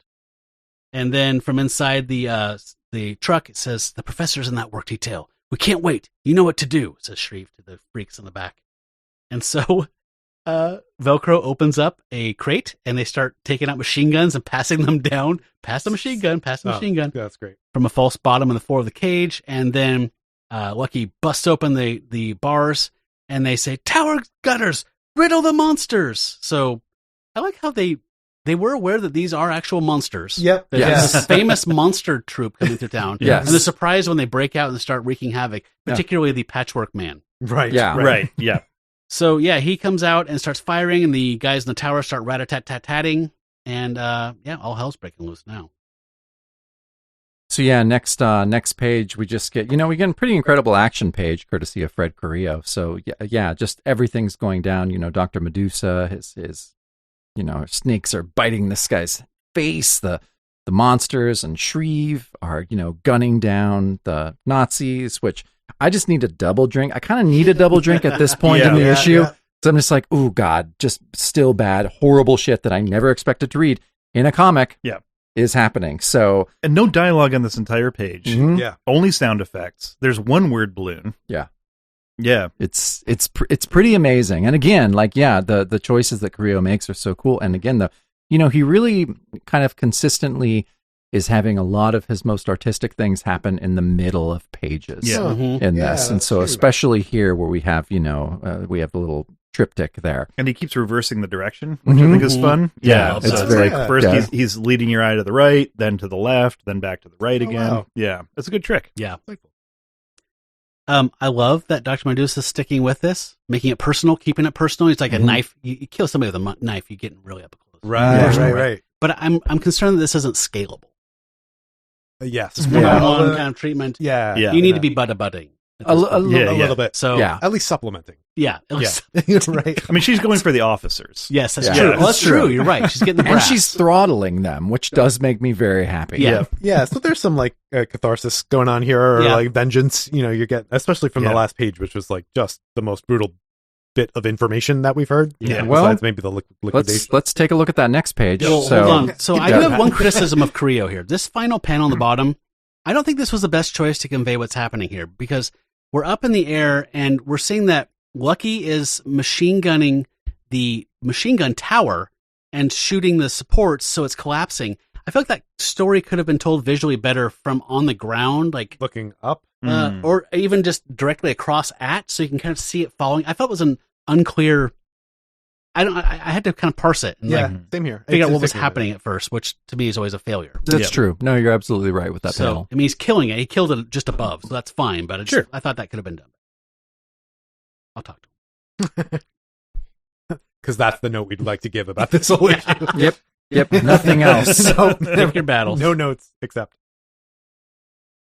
Was it me? Yes. Me. All right. Thank so God this is you. okay. So, as the guards topple before the savage attack of the creature commandos, the prisoners, who face daily gassing, break out of their barracks.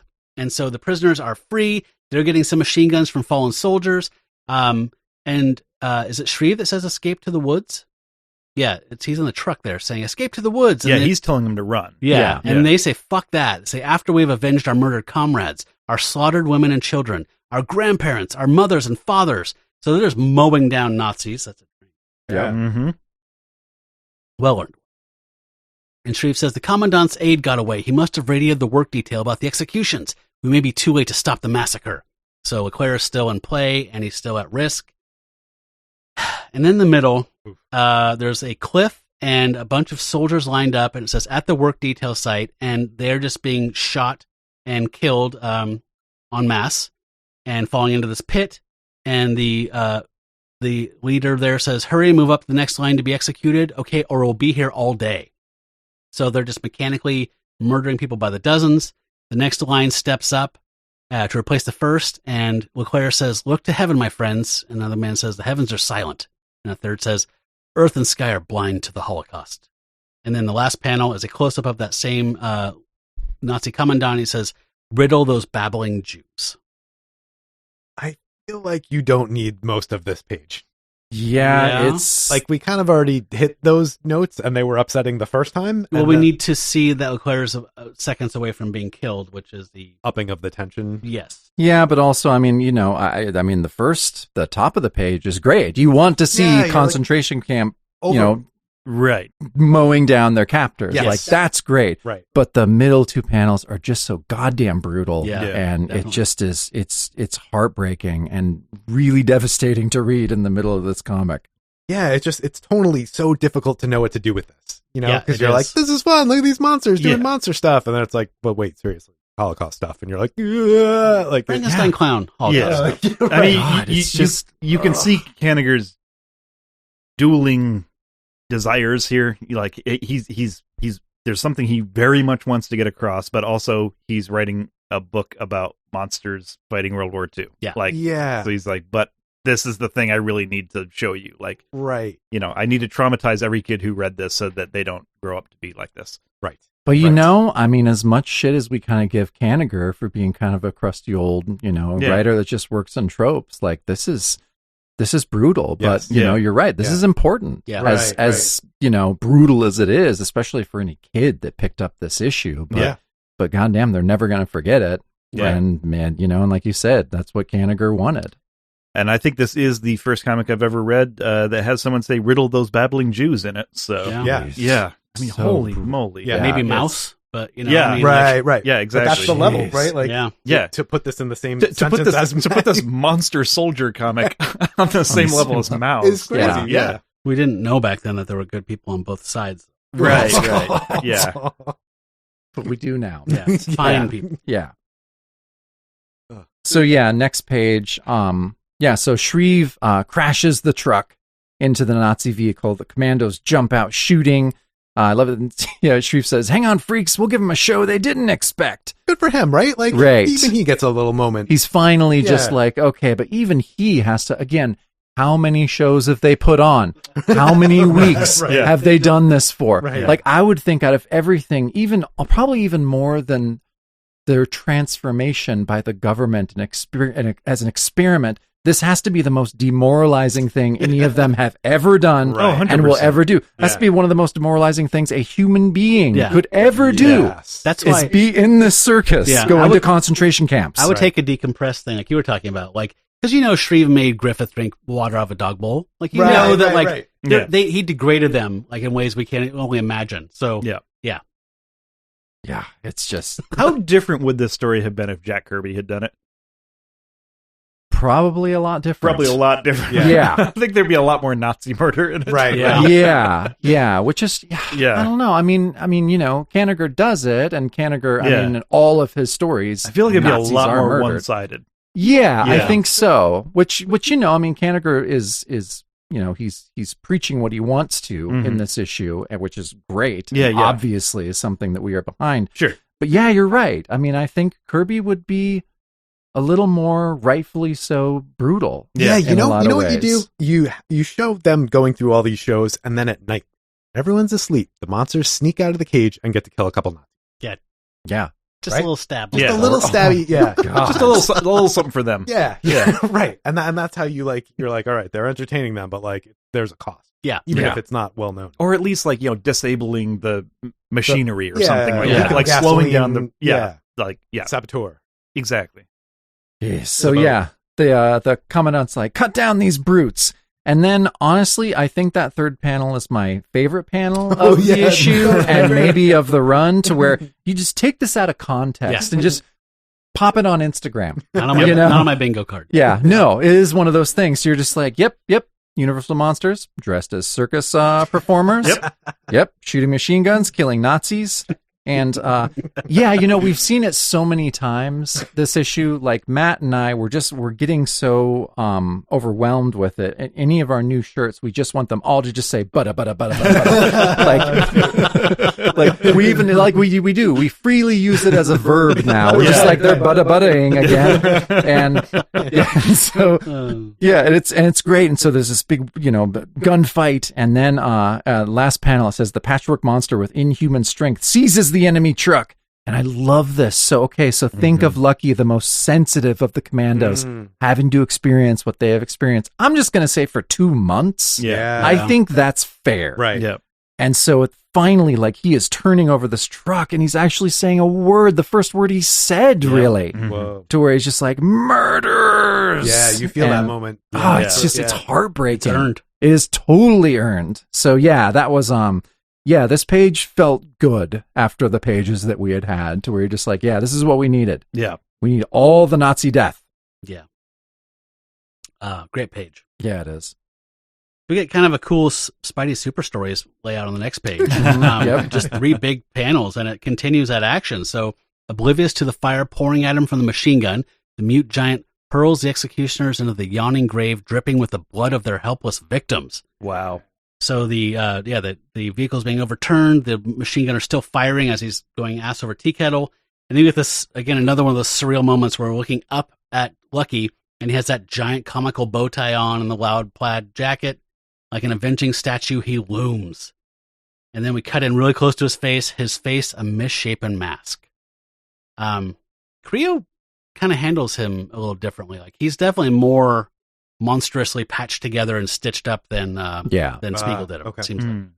But I just love that, Lucky's expression is so satisfying in this page because, like Matt, you and I have talked about, he's tragic. Even when he was doing, the things he needed to do in these past issues, his face is just solemn and sad and in pain. But here he is as angry and enraged as we've ever seen him, which is totally earned. Right. And totally makes sense that he would feel this way. Because this is the point, we see Lucky snap in a way that we've never seen him before. Yeah. Which, again, it's totally understandable. Yeah. Yeah. And also not joyously. Like No. the werewolf and the vampire, they look like they're having a pretty good time about it.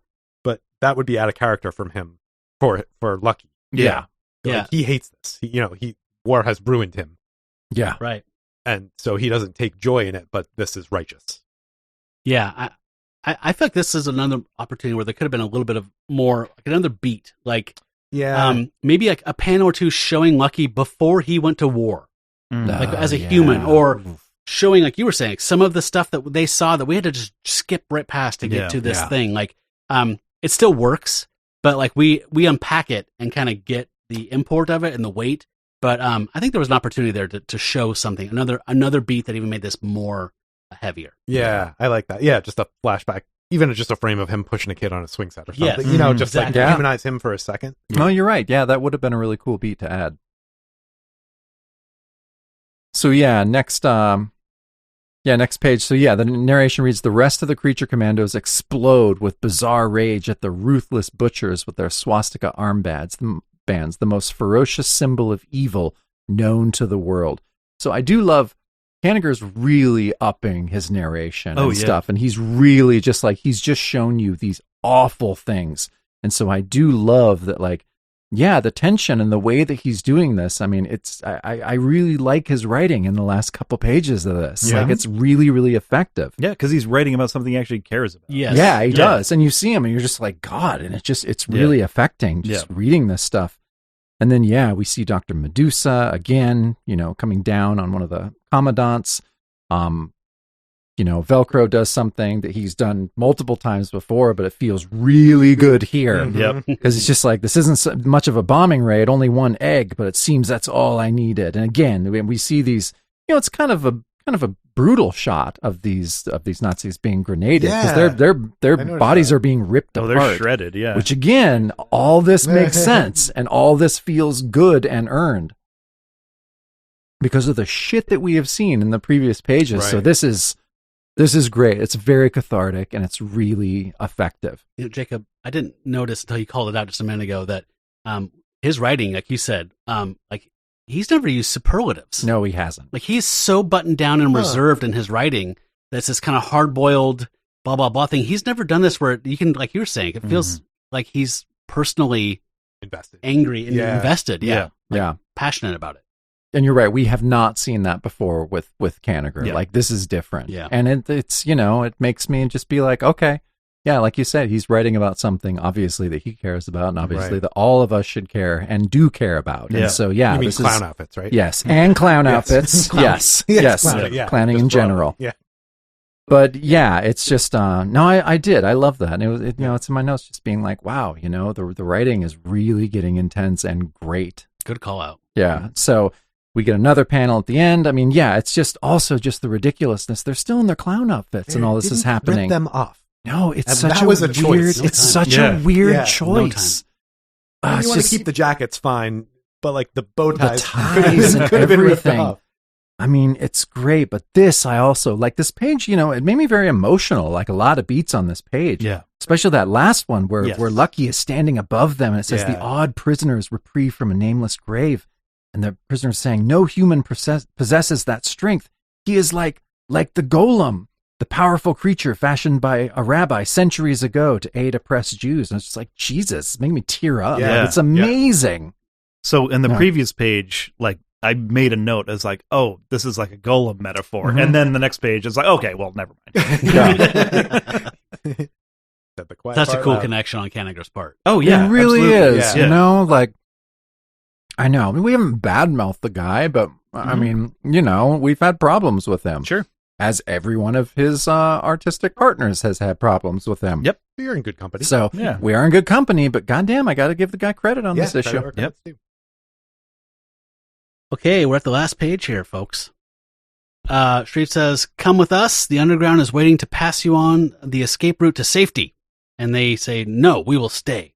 We will join the partisans in the forests and the mountains. We will fight the Nazis with our last breath, just as our brothers and sister Jews in the Warsaw Ghetto.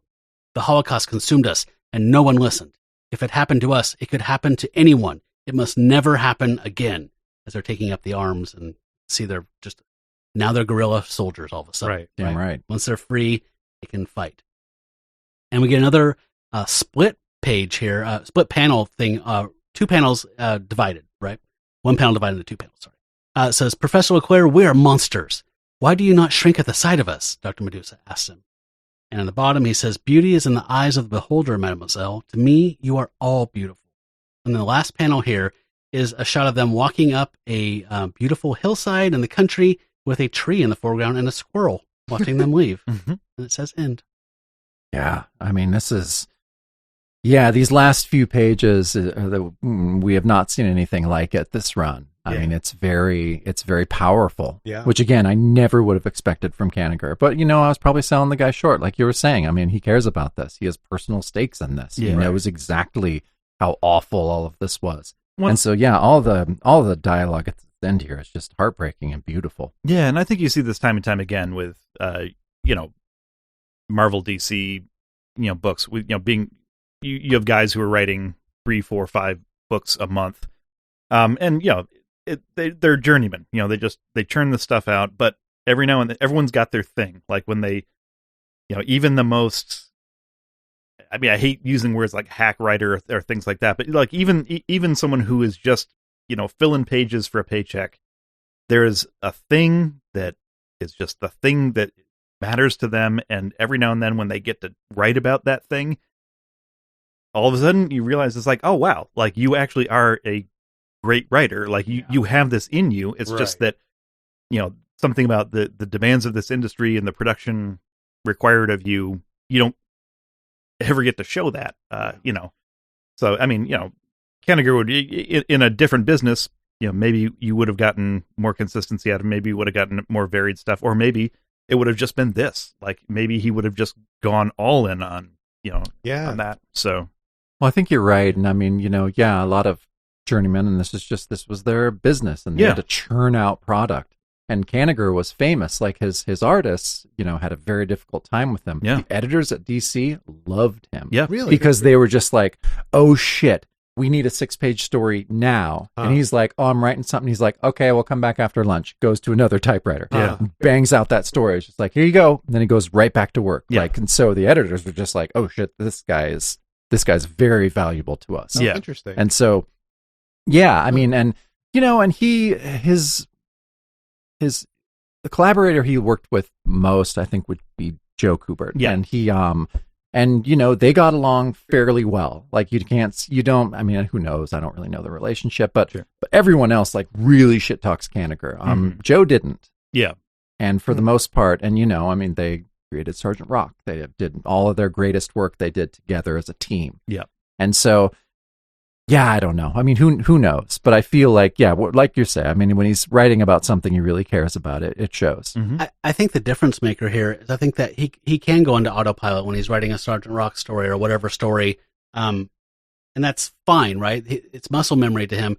This is about the concentration camps. Yes. Yeah. And I think that's what woke something up in him and made him feel something and feel like he needed to imbue this with something more higher level. Well, and it's a tightrope walk too, right? You're dealing with a very sensitive issue and also Clown Monster Circus, and like that's hard. Yeah. Well, it's very hard, but also at this point, like I don't think editors are feeding him prompts. Like they're not just like, okay, now it's time for a concentration camp story. Like I don't think they're doing that. Like I think this is, and maybe at this point, we've felt, Matt, that a lot of the stories before this are pretty rote and pretty, not obviously he didn't spend a ton of time on. So I don't know, just something and you're right, maybe it was just the day. Maybe it was just something about his workload was lighter or something. Or maybe he saw, a film strip or read an article in Life magazine or something that just really affected him.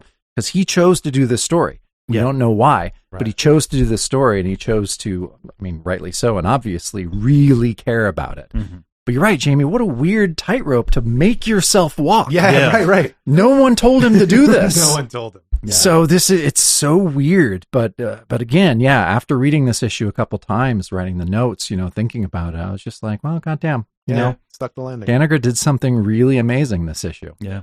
It's funny, when you first approached us before the season started and you said, we'd like to have you on to talk about one of these stories. I had a passing familiarity with Creature Commandos. I'd read an issue here and there.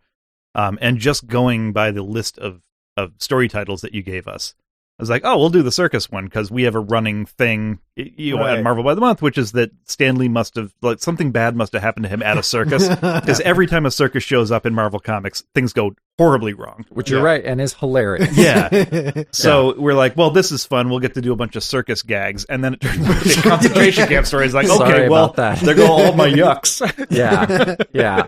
Yeah, I saw the cover image and I was like, what did we sign up for here? I know, Matt and I were just like, well, let's see if they still talk to us after this one. Yeah. All right, we'll take hard mode. Yeah. No, I mean, I really thoroughly enjoyed this. I since your season started, I went out and got the trade and have read all the Creature Commando stuff. this is definitely a story that stood out to me, and I couldn't remember exactly which one we had signed up for. And then when I went back and double checked, I'm like, oh, good, we're gonna get this one. Like, this is actually, I think there's some meat on the bone here. Yeah, absolutely. And this is a DC comic, right? And they're all like this, right? Every DC comic is just like this. Everyone has monsters and circuses and Nazis. Yeah. So yeah. Jeez. Yep. Which again, just to loop back to the beginning, Yeah. are bad. Bad. Yep. Nazi bad. We have seen why in Yes. this in this issue. I mean, they keep putting Hitler on the cover because he moves books. Sure. But, I mean, yeah. with branding it's like that. such a weird choice. So many times in this run, where it's like, oh, there's Hitler again. Like that's weird. Do you think DC has put Superman or Hitler on more covers? I don't know, man. By this point, yeah.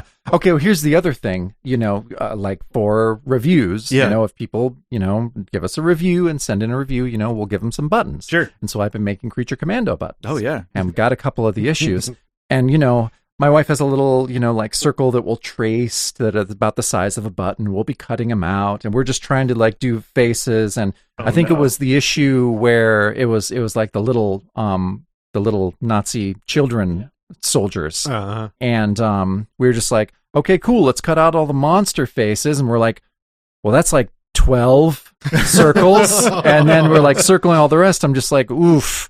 Lot of Nazi kids, lot of Hitler, a lot of things. And so I'm just like, yeah, I don't know. I mean, there's a thing. I'm just like, okay, do I want to send this person like, oh, here's all Hitler. Here's a bunch of Hitler buttons. I'm like, why did you send me Hitler buttons? That's so weird. And I was like, well, you give us a 4-star review. So, that's what you get, dick. Yep. You're like, my life is taking a very weird direction. All of a sudden. Yeah. No, and that's the other thing. It's just like we have like there's little stacks, and I'm just like, okay, that's our child soldiers that explode. Here's one of them exploding into like deflating like balloons. There's just a stack of Hitler. Oh my gosh. Like, I guess we just don't do anything with that. But yeah, it's not as easy to make buttons out of Creature Commandos as you would think. Right. And not as easy as Werewolf by Night or Man-Wolf Yeah. or Son of Satan. Very few Nazis in those. Yeah. Right. Yeah. So yeah, we're kind of doing final thoughts now. Yeah, we are. Oh, right. We've kind of transitioned into that. I don't know Yeah, if you want to add anything to what you were just saying, but yeah, I mean, Jamie, do you want to? I think my earlier metaphor thing about the guys was very smart, and I want full credit for that because I don't think anyone's ever said that before. Say it again. Yeah, I will give this some more thought because I feel like there is something to each one of these characters being transformed. Like, it's like one of the 4 ways war or 5 ways war transforms a human, and like the guy who's always shouting freaks, like he survived externally, he's totally fine, but has been transformed into like kind of a psycho. Patrick Bateman. Yeah, exactly. Yeah, and the Frankenstein one is like the next most obvious, but and like the werewolf, I feel like there's like, I don't know, the puberty thing is like the normal metaphor, so I feel like there's something else. I don't know. I have to think about it more, but I'm very intrigued. I like this. Yeah. You're saying like much like in Winnie the Pooh. How all the characters that live in the woods Yes, are aspects of the human psyche. And Taoism, sure. Yeah. Yeah. Based in trauma. Yes. Yeah. Right. Yeah, Right. Christopher Robin is in an asylum. Yes. Yeah. Yeah. It's Yeah. true. Okay, I'm going to credit you with that. Sweet. Yeah. Yeah. You heard it here first, Right. or for the 100th time. Be Probably. writing my thesis on that. Brian? No, I mean, I think I basically said everything that I had to say about the issue. One thing I did just want to come back to again, because there's some good, if you want to read some good Robert Kanigher stories, there's a book that I referenced earlier. It's called We Spoke Out, Comic Books in the Holocaust. It was edited by, it was put together and edited by Neil Adams, Raphael Madoff, and Craig Yo. And it is basically exactly what I was talking about, where it is a compilation of stories. I think it starts with Bernie Creekson Master Race from the EC Comics era, but it's all these stories about how comics writers and creators were getting stories about what happened during the Holocaust out to kids in the decades following World War II, when it wasn't really in the popular culture and in the popular understanding. So it's really good. Stan Lee writes the intro to it, and it is the most subdued thing you'll ever read Stan write. He plays it very, very sober. But it's a really, I mean, they're also great comic stories, period. I mean, like some of the amazing creators. But yeah, it's very. I've recommended this in a bunch of places. And it's just one of my favorite discoveries of the last few years. When was it originally published? This book, boy, that's a good question. How long has Craig Yo been publishing? Quite a while. Yeah, a long time now. Yep. This was originally published in 2018. Okay. So yeah, only 6 years. But wow. Yeah. Do you want to go? I'll go. Yeah, just like I think like all of us have said, like I think by last issue, when we had the commandos shrunk by drinking 4,000-year-old wine that they just find in an urn, and what is it, Griffiths? Just like, hey fellows, take a drink of this. Oh wow! And then they all drink wine and shrink down to tiny people and crawl into Dr. Medusa's hair. And I was just like, that's what I need. Yeah. I need insanity. I need Croft. I do. I need Lidsville, man. It's like, that's what I want. Yep. I did not expect to get this. I never would have expected to get this, but I didn't know that we needed this. That we needed something in the Creature Commandos book with substance, and not just the substance that DeMatteis brought us in the first 4 issues, which was just really good storytelling and character development, but something like this, like just reminding us, like, this is a war book, and this can be a very intense war book about very intense things. And Bryan, like you were saying throughout this thing, kids do need to read this. Yeah. They just do. And as brutal and horrifying as it would be to be a little kid and pulling this off the stands and reading it, but that's all. Everyone needs to know about this. Yeah. Everyone. Yeah. From little kids, and it's what happened. It never needs to happen again. And yeah, so I think it's important, and it was cool to get this. I would never have expected this. Yeah, and there is something kind of elegant about kids picking up a book with monsters in it, because they want like a little kid scare, and it's like, oh, you like horror, kid? Yeah, I'll give you some horror. Right, real right. horror. Yeah. Yeah. I mean, I feel like we go through this journey a lot. I'll read something, have mixed feelings about it, read the second time, take some notes, and then talk about it with you or others, and have arrive at a completely different place than where I started from. So I feel like I've come around full circle on this one. I was kind of mixed on it, was more perplexed and delighted by how it was like a cotton candy with a scorpion in it. And now I feel like I've come around to like, this is actually pretty powerful, and Kanigher was obviously moved and wanted to impart something important, a message. And I'm with you. I think that everyone should be reminded of that message constantly. In this century, it's slipping away.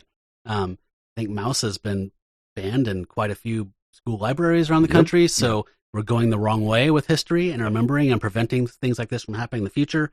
So, but Creature Commandos unbanned, as far as I know. As far as I know, so we could start getting this to schools. Yeah. And my last note would just be that I was Fred Carrillo back on art duties was a very welcome return. Jesus, we were really just kind of we were really struggling to find things to say about Dan Spiegel, who's a fine artist, but he just was not a good fit for this book, and it was becoming really uninspired, and it was becoming hard for us to talk about.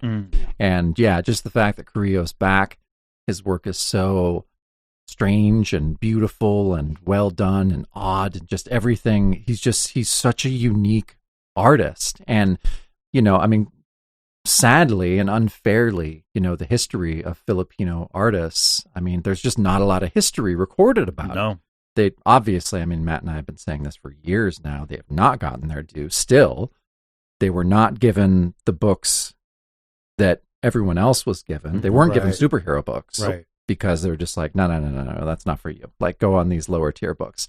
But what they did on those other books is incredible. And so I don't know, anytime we get to talk about a Filipino artist, it's always been a passion of mine, just the Filipinos, Matt too. And so to have Fred Carrillo, it's almost just like this hidden gem that no one knows about in a way, because and so for us to be able to see his art and to really take it seriously and go through it, like it's a gift, and I'm happy every time we get to do that for him. You guys should make a documentary. You have the knowledge, and you just need a Medici type sponsor. And that's you. Yeah. Right. Patrons, are you listening? Yeah. So we didn't, belabor introducing you guys at the beginning because you've been on separately and whatever multiple times. But I'm pretty sure that of our audience, the people that listen to your show is like a Venn diagram, those two circles. Is a circle. I would hope so. Yeah. So I don't think we're telling anybody anything new by saying that Marvel by the Month is a show that needs to be listened to, subscribed, and you guys need to support you guys on Patreon and get the full, unabridged wonderfulness. But maybe you could tell people about like what's in the future of the show, the immediate coming future. Yeah, so we wrapped our 8th season. This was the short season, right? You're right. We did a the quick 70 episode season. Our season lengths are utterly arbitrary. So we wrapped that, I believe, in July, end of July, and we're coming back in probably just a few weeks. We had a couple setbacks, but we're coming back for this thing. Our season finale for our last season was April 1975. And the release of Giant Size X-Men #1, the return of X-Men to the Marvel Universe. Also, the concept of the show is we cover each month of Marvel Comics in chronological order. So there you go. 1 month at a time. 1 month at a time. And the history of the events that influenced them also. So we'll be picking back up with May 1975. There's going to be some real good stuff coming up. You got the Claremont X-Men is starting up, and there's some other stuff that I'm looking forward to. Jack Kirby returns to Captain America, which is all sorts of bonkers. Mind bomb. Yeah. And there's some really good stuff. It's also a really fallow period for Marvel, so it's going to be interesting to see sort of how we navigate all that. But it's going to be we went into this last season being like, look, it's the mid 70s. There's not going to be much to sink our teeth into, and it turned out to be maybe one of the most fun seasons we've ever done. It was a rich vein. And the monsters. We had a whole we did. Monsters were strong last season, and now we've kind of retired them, right? Yeah, I mean, because they were retired. Right. Yeah, right. Not us. Yeah, right. We didn't have anything to do with this. I did virtually nothing. Yeah, angry letters were being written. I think we finally get to meet the Living Mummy this season. Tomb of Dracula's running real strong.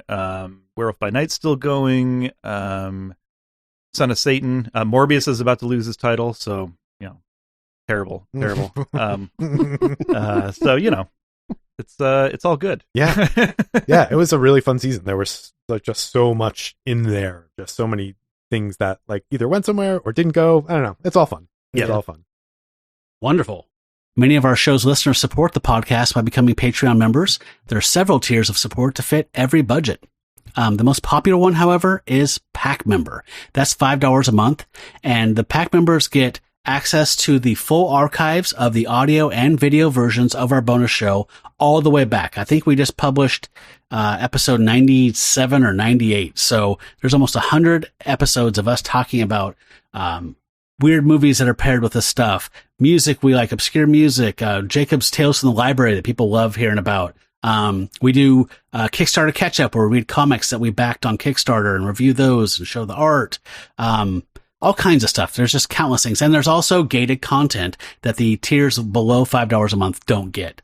So we're currently working on a new Satana audio drama. My daughter's coming back to reprise that role. And Jacob's working on his audio for that. There's going to be some new music going with it. That will eventually go out to the public, but people at these tiers get first crack at it way before everybody else does. So that's like the most popular tier. And those folks get also shout outs in the regular show and shout outs in the shadow show as well. So that's people like Ben Potter, Blake, last name withheld, Brad Elmore, Brian Steed, Bryan from Marvel by the Month, Brink, Caleb, Chris Sperry, Dave Kennedy, David D., David Goodwin, Glenn Lash, Greg Rowland, James Shiggis, Jared from the Swords and Scrolls podcast, Jason Feinstone, Jason W., Jeff Fitzpatrick, Justin the Owl, Letty, Matt Harvey, Michelle from Moonlit Comics, Pat Svek, Rob from Marvel by the Month, Russ from Tomes of Evil, Tony Iupi, Tim Tucker, and Worm Drive Pro. Thanks so much to all of our pack members. There is a final tier, however. The final tier is for the Star Gods. These celestial barbarian deities get even more content exclusive to that tier, and a thank you gift from our Threadless shop after 6 months of membership. That's right, Star Gods get to pick out a coffee mug, travel cup, or t-shirt from the show's shop. We'll send it right to your mailbox. The hallowed ranks of Star Gods include fine folks like Ben M., Eric Hadley, Jesse McFerrin, John Walsh, Josh Link, Catherine Neff, MJ, Mark Nivens, Melissa Watts, Michael Giacchino, and Ryan from Across the Bifrost, a Mighty Thor podcast, and Jackson T. Overstreet, Uber supporter. Well, I can't thank you guys enough for hosting us. Yeah. It's our was pleasure. new Yeah, we digs. love having you over. Yeah. So fun. So for us, just a little FYI for folks, if you haven't figured out yet, we are doing bonus shows every other week, and this show's coming out every other week. So we have a kind of a staggered schedule. So if people support us on Patreon, they get the shadow show on those off weeks. So we're in your ears every week of the year if you support us on Patreon. So next week, our Patreon supporters are going to get to listen to the shadow show where Jacob and I finally get the cosmic esoteric weirdness that we've been pining for in the Ulysses Bloodstone saga with Return from Oblivion by John Warner with art by Val Mayerick and inks by Sonny Trinidad. excited. Isn't that exciting? That is great. Wild stuff. But for the rest of you that don't choose that option, we'll be back here in 2 weeks with Weird War Tales number 115 with You Can't Pin a Medal on a Robot. Yeah. It's so true. Wonder who It's the so guest true. star is. Gets more true every year. I have no clue. It's a mystery to me. Yeah. All right, you guys, thank you so much. It was a blast talking about this issue with you. All right, everybody, thanks for listening. Until we meet next week, stay bronze, Pony Boy. Stay bronze.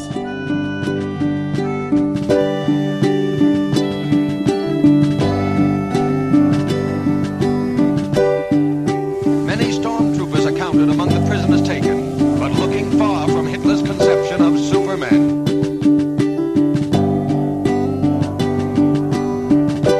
German losses in their attempt to break through will never be known, but the countryside is dotted with cemeteries. From the east and from the west, the Allies close in for the kill.